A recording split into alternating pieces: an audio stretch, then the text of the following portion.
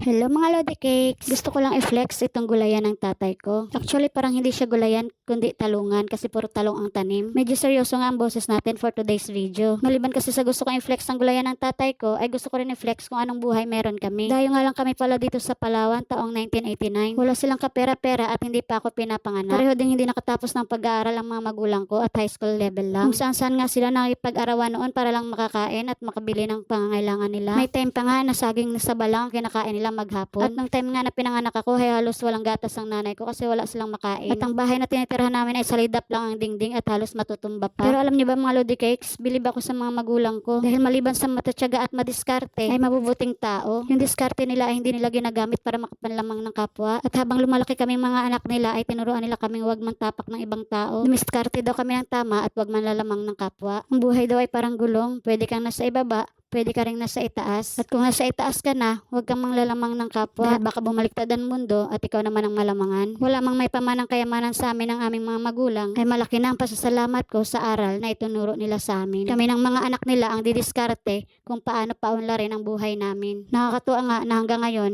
ay masisipag at madiskarte pa rin sila at lumalaban ng patas sa buhay. Shoutout sa mga magulang ko, Loloy Fredo Sarong at Cristina de la Cruz Sarong. Hindi man ako masyadong vocal sa inyo, ay malaki ang pasasalamat ko at proud na proud ako sa inyo. I love you mama and papa, padayon lang. Kaya mga Lodi Cakes, hindi kasalanan ang pinanganak na mahirap.